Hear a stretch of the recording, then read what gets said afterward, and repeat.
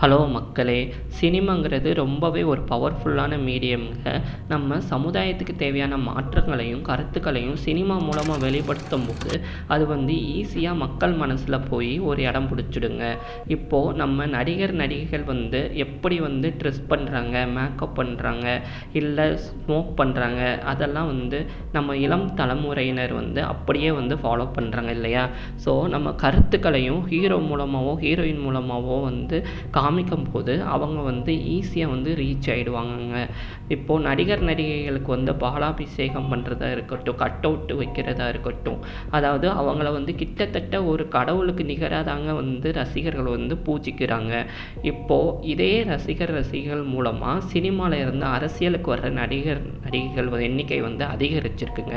எல்லாருமே எம்ஜிஆர் மாதிரியும், விஜயகாந்த் அவர்கள் மாதிரியும் மக்களுக்கு நல்லது பண்ண தான் வர்றாங்களா?